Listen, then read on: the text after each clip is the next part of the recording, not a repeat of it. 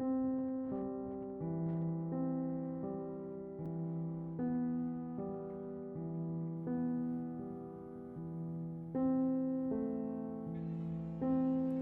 the United States of America, more than 3.5 million people will experience homelessness each year.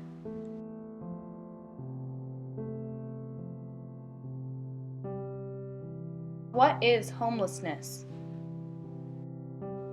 Homelessness is categorized into three major types: chronic, transitional, and episodic. 14.5% of the homeless population are chronically homeless, which is the long-term living in shelters rather than for emergency arrangement. These people are usually older, unemployed, suffering from disabilities, or suffer from an addiction. Transitional homelessness is the most common type in the United States. Individuals in this category are young and stay in a shelter for a short period of time before transitioning to more stable housing. Episodic homelessness is when people are shuttled in and out of homeless shelters. These individuals may be young, unemployed, suffer from medical complications, or suffer from an addiction. My name is Madhulika Nallani. My name is Leslie Sparling. And my name is Madeleine Meyer. Homelessness is a daunting issue that affects millions of people across the nation. The 2015 Annual Homeless Assessment Report states that on a given night, 564,708 people were homeless in the United States. 69% of these people were staying in sheltered locations, while 31% of these people were unsheltered. That means that on that night, 175,000 people had no place to stay. These people stay in any place they can find, whether it be a shelter, abandoned building, or park bench. So why do people become homeless? Sure. There are a variety of social and economic reasons as to why people become homeless. One of the main reasons is poverty. Simply the lack of income, the lack of resources to maintain affordable housing. And that also relates to not only just being able to afford a place to live, but also being able to afford a decent place to live. There are a lot of people who are living in what we call substandard housing.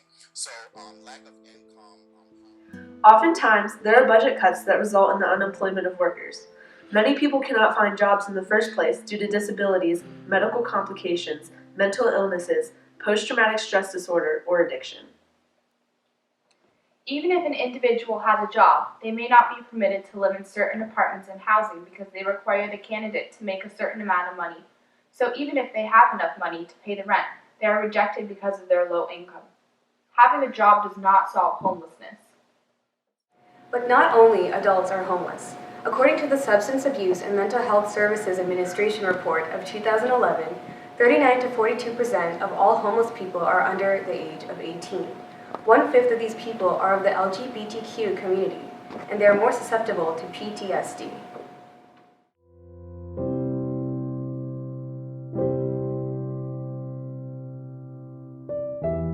Homeless youths are more likely to have experienced physical or sexual abuse. Similarly, over 92% of homeless mothers have experienced severe physical and or sexual abuse, leading them to live on the streets. Middle school in Carlisle, PA. Me and my mom are homeless. We got that way because my dad was abusing me and my mom. He hit me and called me stupid and retarded. He tried to choke my mom. We left our home in June last year and went to stay in a hotel for a couple of nights. She tried to find a shelter for us to stay in, but they didn't have any room.